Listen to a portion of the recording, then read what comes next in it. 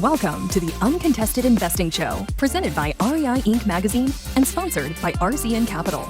Each week, we focus on bringing you candid convos from the best in the biz. Here's your host, Tim Herriage.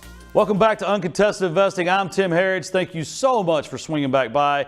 Today, a member of my family's here, Pam Bardhi. Pam, thank you for stopping by. Thank you so much for having me, Tim. So Pam, I've known you for 8 or 9 months now, been following you online. I'm so glad you were able to swing through Dallas. Why don't you just take a minute and just tell the audience a little bit about yourself? Absolutely. So for me, I am the real estate underdog. As if you notice on my title, it says real estate underdog. So I went from delivering pizzas to a 9-figure real estate career. And people are like, Pam, how the hell did you do that? And there's a whole backstory to all of that, which I can get into. Totally up to you. But that's kind of what happened. I mean, I basically made it through flipping properties in the Boston, Massachusetts market, but it didn't really start that way. My journey's like, sounds like a rap song. Started from the bottom down here. Now right? we're here. Yes, yes, Tim. Is that rap? Is that R&B? I don't even know.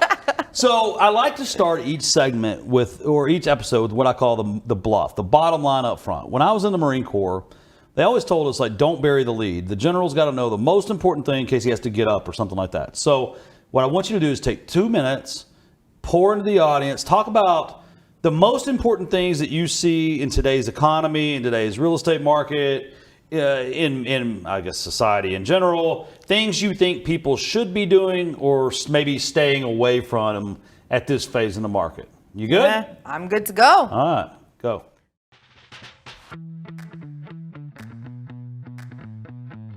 So the most important thing for you to know and understand when it comes to this is know your numbers. For God's sake, please, please never fall in love with the deal.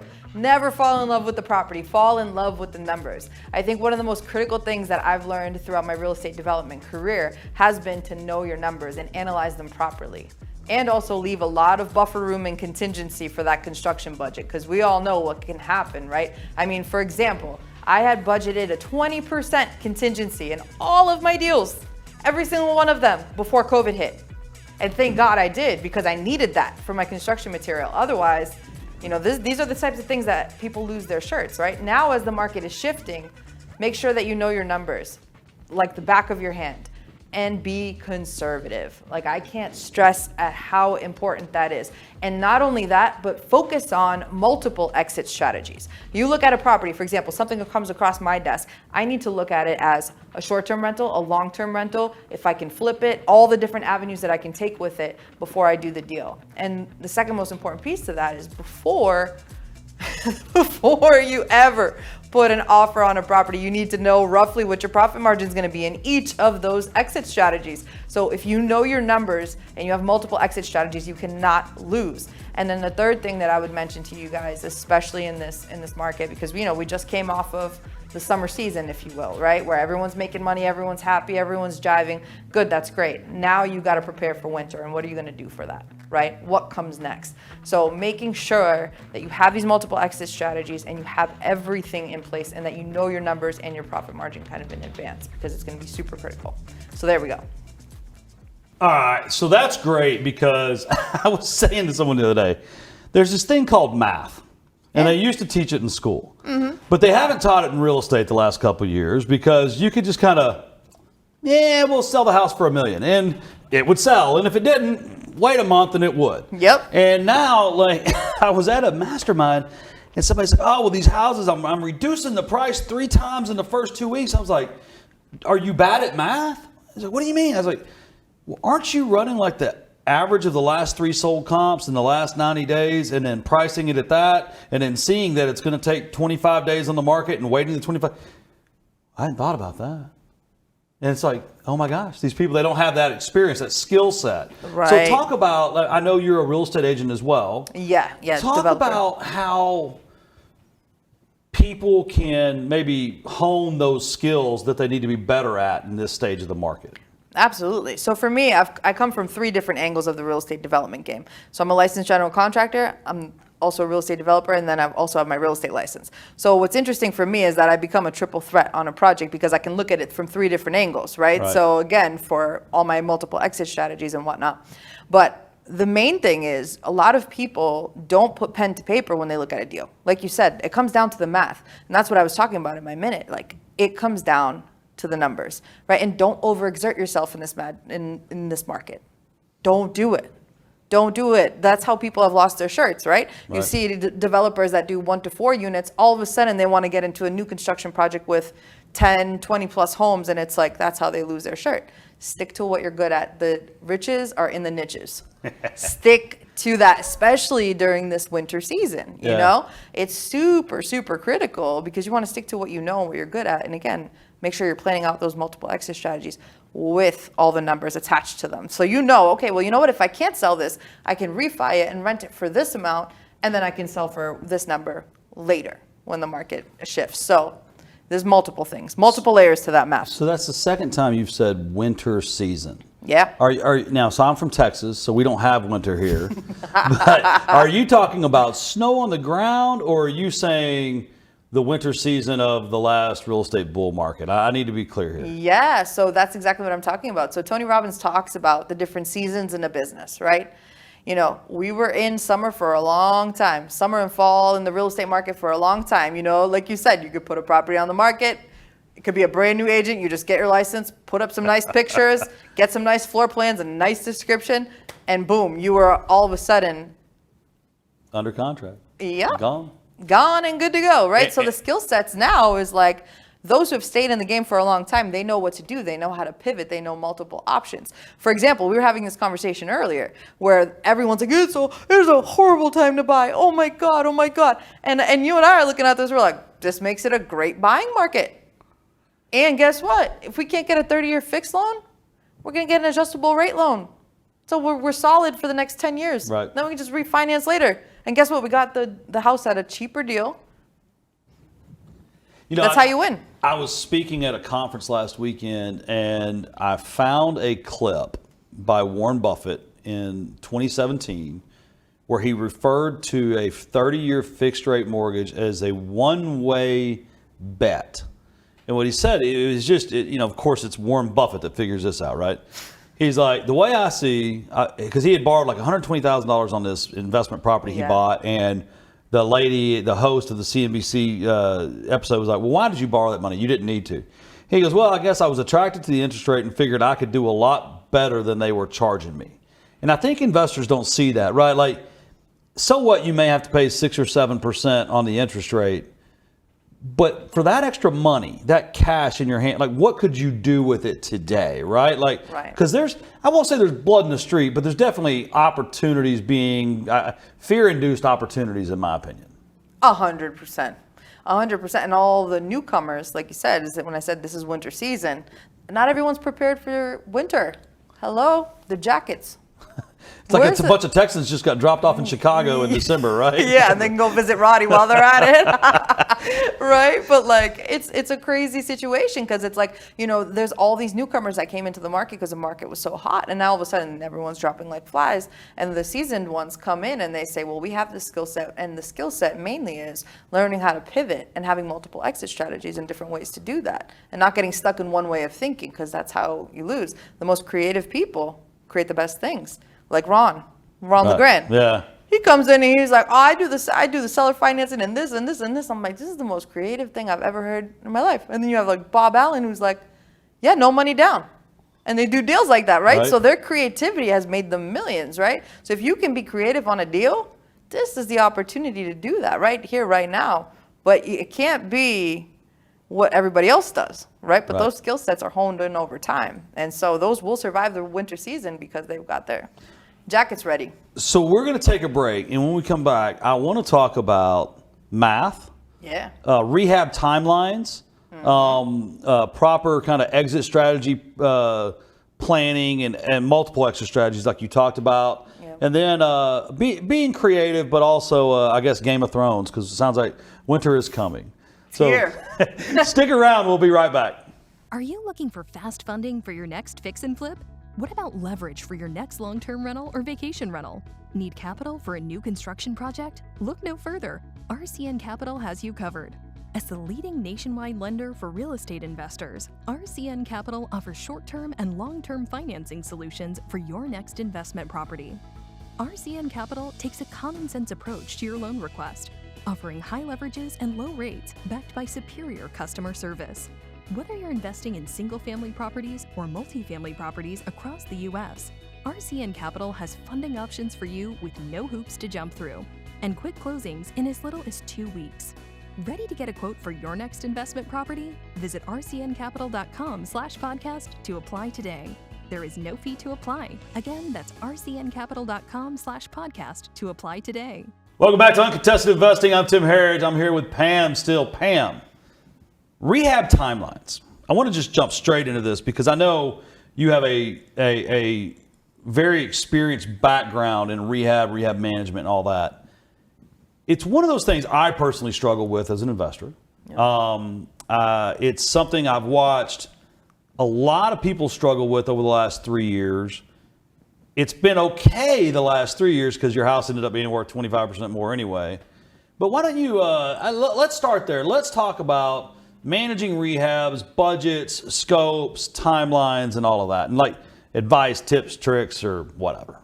Absolutely. Absolutely. Well, it's everything, right? So everything comes back down to the numbers. Real estate investing is a numbers game. That's why I always say don't fall in love with the deal, fall in love with the numbers, right? So I have like this whole system that I use that before I even write an offer on a property, I literally am analyzing the deal. So like the first thing that I'll do is I'll say, okay, where do I really want to focus on? Okay, it's West Roxbury. It's a certain section of Boston that I know extremely well, and I purchased 1 to 4 units in this market. I've always done extremely well, right? So if you stick to your niche and your location, you streamline everything, right? So my process is very much streamlined because of that. So like I picked that one location, and then I have all my contractors in one location because guess what? If I have a property on one street, I can send them over 2 streets over, and things are just much more streamlined. Right. Because when you purchase properties, you know, people ask me, oh, Pam, I've seen some really cheap deals in Kansas and all these other places. And I'm like, great. Where are the contractors that are going to work on that property? Right.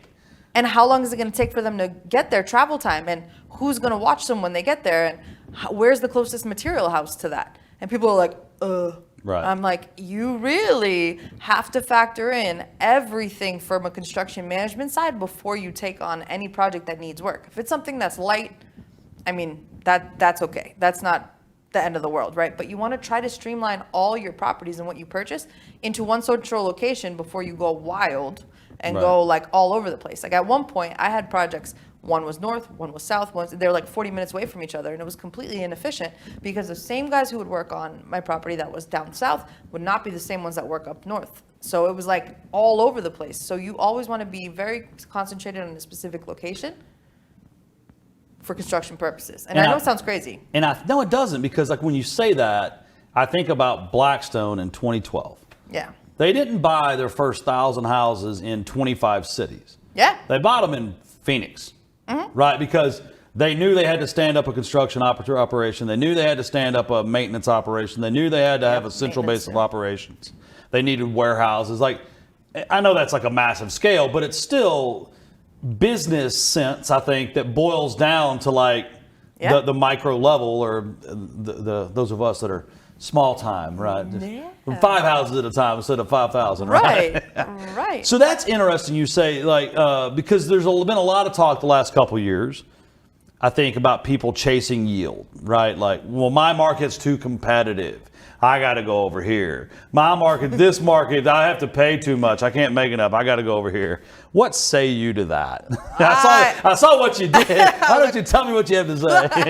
I think it's garbage. I think competition is a great sign that it's a great market to invest in. Right. So it's like there's plenty of opportunity there. I used to still slam deals in Boston that like people were like, how did you get that deal in this market in this point in time? And like it's a slam dunk. I'm like, listen, because I concentrated on my one location and my asset classes, right? If you're out there like as a commercial developer and you're going into residential, you're gonna have some problems, and vice versa, right? Because I've seen people try to outstretch themselves, and then that's when they run into trouble.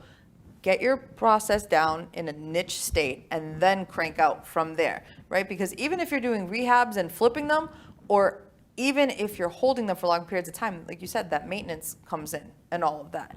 But there's always opportunity in the market. It's just a matter of like, how hungry are you?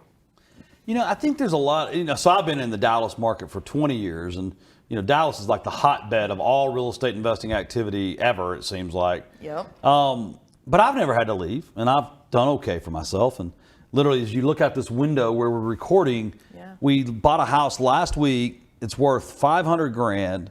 We bought it for 300. It needs about 50 grand worth of work, but they're going to lease it from us a year. And I mean, not every deal's like that, but they still happen even after, the hottest market. That's a 70% of ARV deal. So, but I want to flip the script on you a little bit, because your podcast is now top 1.5% in the world. Correct. Congratulations. Thank you. To do something like that, you have to be super consistent. Yes. To manage rehabs, you have to be super consistent. To have a good reputation as an agent, you have to be super consistent. To teach and train and mentor and consult, consistency is key. I'm kind of creating your own answer here, but it seems like you have mastered consistency. But maybe talk about some of the other skills and attributes you found the most beneficial in your track to success. Absolutely. So I came to the U.S. when I was five years old, from Albania. So Gotcha. I was born in Tirana, Albania. Have you? Oh my goodness. Yeah, so Tirana, Albania is where I was born. My parents won the visa lottery to come here when I was 5. My dad dropped everything. We didn't have any family here. They didn't speak any English, nothing. But they won the visa lottery to come here, which enabled them to become U.S. citizens over time, right? Mm-hmm. So my dad, I saw him working roofing jobs. I saw him working putting away photos at Kodak, which sounds crazy because Kodak, oh my God, right? Now everything's digital and iPhone. And eventually he got into the restaurant world. So in the restaurant realms, he started to basically become friends with the owner of the restaurant. And the owner became his best friend. And he said to him, the way that you build wealth in America is one of 2 ways, my friend. 1, you own real estate. B, you own your own business. My father had only been here for a couple of years when this was set. So he didn't have the credit history or down payment or anything like that. Didn't know what investing meant, right? But he gave him a down payment to go out and buy a business. And so I started working in that restaurant when I was 10 that my father bought.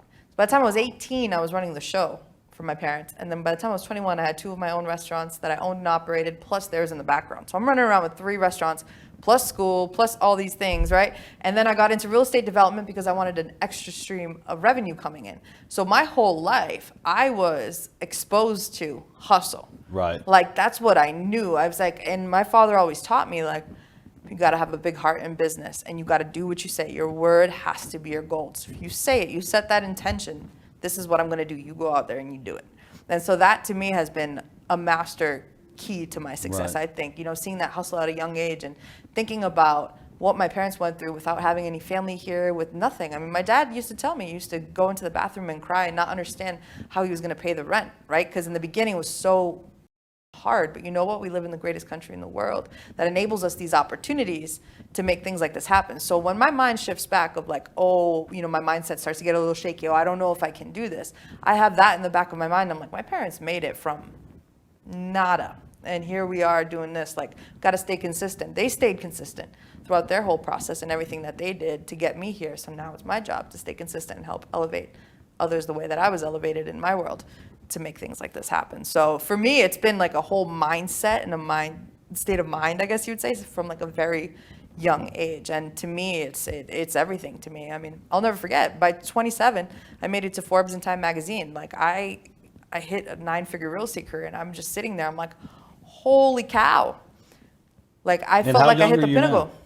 What was that? How young are you now? I'm 30. So You're that was 30. about 3 years ago, and I hit that, and I hit my first net 7-figure year. And it was whoa, as a 27-year-old who came from nothing, and so the podcast sparked from that, because I had a little tap on my shoulder that said, hey, Pam, you're doing great things for the world. You're doing great things for yourself.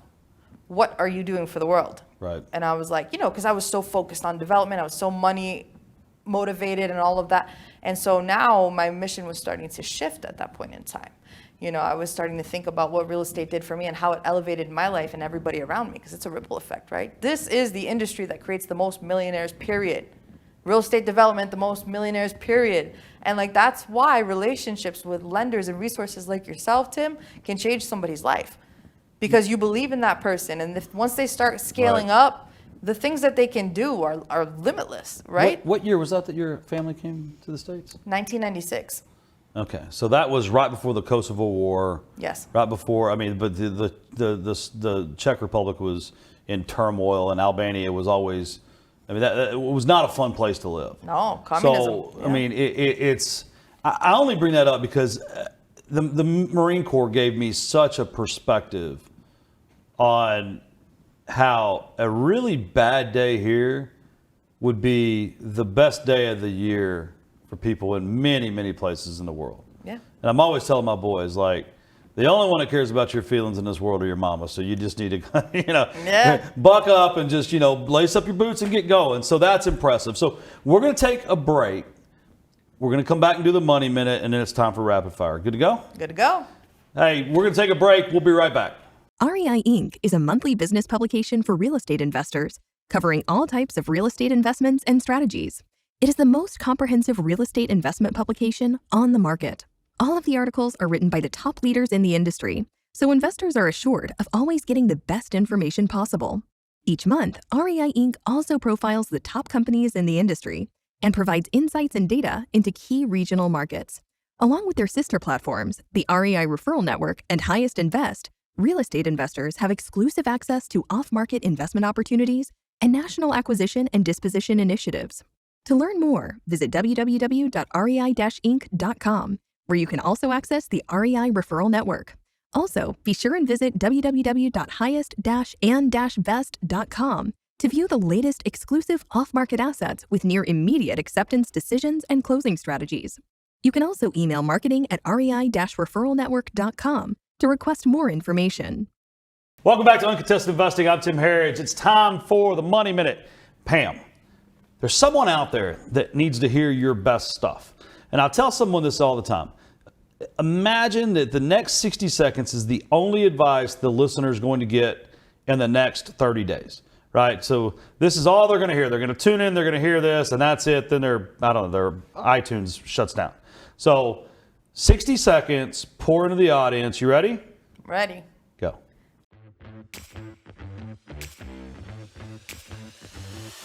The most important thing that I want you to take away from today is remember your mindset, right?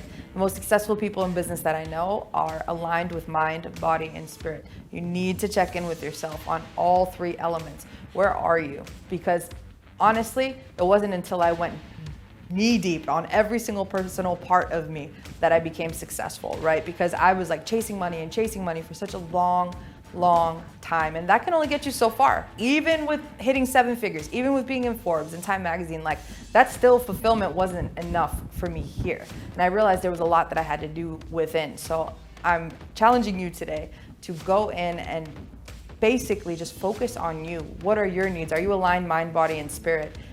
And see where it goes from there. And literally, your life will change once you have that self-awareness and figure out where you are, and then you'll be able to map out where you want to go. So that would be my best piece of advice for you guys. Okay, so you touched on something. The headline on my personal webpage says, remember the business is the vehicle, not the dream. Yes. Because so many of us get into, I'm going to get into real estate to be financially free. I'm going to get into real estate to spend more time with my family. I'm going to get into real estate so I don't have to work so much. And you fast forward 2 or 3 years, and you're the most miserable sucker anybody ever met. You're always on your phone. You don't do anything with your family.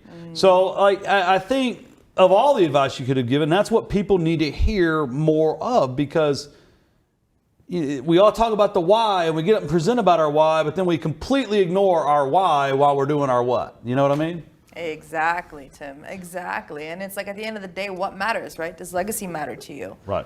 And that alignment of mind, body, and spirit is untouchable. Because, you can have so much money in the bank, but what happens if your health fails? What happens if your family fails? What happens if you're absolutely miserable every single day of the week? And you have 7 figures in the bank. So what? What does that mean at the end of the day? We're all going in the same dirt. Okay, Pam, you've talked about a lot of things. I want to just dial into we've got about 5 minutes left, kind of the message. Yeah. If you had to pick one of your businesses that you're either doing now or that you did in the past, pizza joints included, and you could only ever have done one of them, which would it be? Restaurants. Yeah? Why? So being in the restaurant business, I started at 10 years old, right? So I was able to connect with customers and engage with them and be able to tell just from their facial response to me and their body language, like what made them buy something or not, right? Like any time that I was at the register, I would engage with people and communicate with them. And so for me, I got to understand human behavior, and that was huge. But aside from that, you get to learn how to wear multiple hats and work so well under pressure like no other. That's why I mentioned it earlier. I said that restaurant experience is absolutely the prerequisite to me being able to flip houses and do all the things that I do and wear all these hats. And so if you had it all to do over again, as long as you did that one, you feel like you could do it all over again. Absolutely. Right, because it gave you the skills. So here's another thing. As a young immigrant woman, there had to be times that were difficult. What's some advice, if there's a young lady out there listening, kind of that quick piece of advice you need to share with a young lady? Absolutely. So to that young lady who's listening right now, I would say find that woman in your market that's doing what you want to do and literally pick up the phone or show up at her office and do it. Because I did that. I did that with Cindy Stumpo, and I'll never forget it. She was an HGTV star. Her show was called Tough as Nails. She builds 3 million plus houses in my market.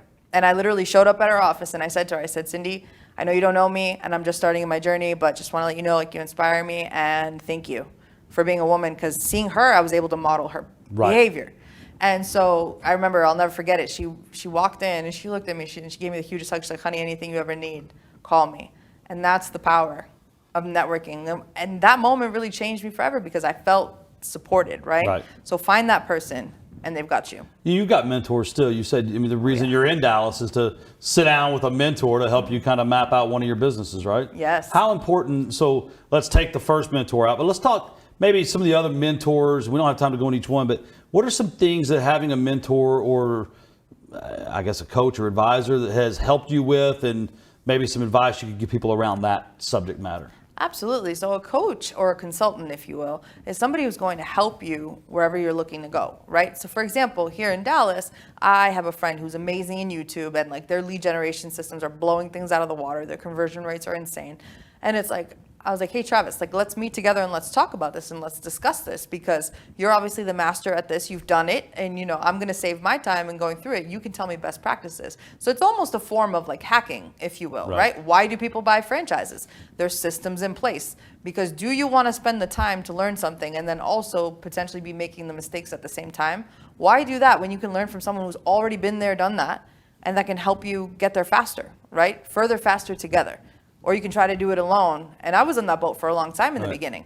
I tried to do it all myself, and it was a disaster. I learned the hard way, right? The minute I start bringing in coaches and mentors and all that, everything becomes streamlined. And that's why the greatest in the world, the greatest business people, have so many mentors in different arenas for that exact reason, to be more efficient. If someone finds themselves in danger of maybe being upside down on a house financially, or maybe they bought the house 6 months ago and they're in one of these markets that has turned around a little bit. Real quick, what's the 3 things you think they should do now? Now, yeah. So I would look at what are your exit strategies at this point in time, because there's many different ones, and you got to get as creative as humanly possible. Either way, just remember the money in the end, right? Can you rent this property on a short-term rental? Look at Airbnb and study that data and see if it's something you can rent as a short-term rental. Can you rent it long-term to a tenant? Can you provide a lease-to-own option to that tenant, and then that tenant, basically you become like a bank? There are so many opportunities. Can you refinance and cash out and hold for a little while? There's so many different scenarios you can get into. It's just a matter of how creative are you willing to get. Just remember, at the end of the day, that you've just got to cover your investment, right? So look at the numbers and get creative. Get creative and map it all out. What's the most you've ever made on a single real estate property? Single family. We won't talk about your commercial. Oh yeah, commercial. I was gonna say. I was like, that's close to $1 million. On a single family, $250,000. And what's the most you ever lost on a single family? $35,000. Oh, I get you beat on that one. Yeah. So we're out of time, but why don't you real quick? How do people get in touch with you? Do they text you, tweet you, follow you? Where do they go? Absolutely, Tim. Yeah, so I'm on LinkedIn and Instagram, but like also my website, www.pamelabardhi.com. There's a whole bunch of resources and stuff on there. But like connect with me, DM me on LinkedIn or Instagram, Pamela Bardhi, and always happy to help anyone. And the podcast? Oh yes, the podcast is the Underdog Podcast, so it's called Is that The weekly? Underdog.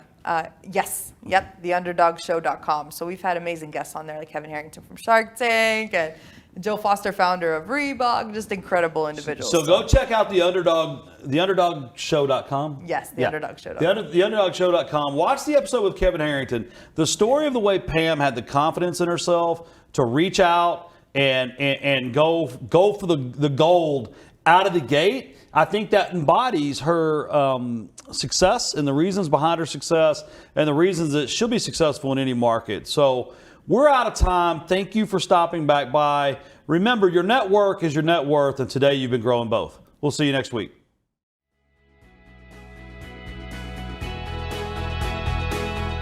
Thank you for listening to Uncontested Investing. Questions about today's episode or the podcast? Email podcast@rcncapital.com and make sure to follow REI Inc. magazine on LinkedIn and Facebook and RCN Capital on Instagram, LinkedIn, and Facebook. See you all next time.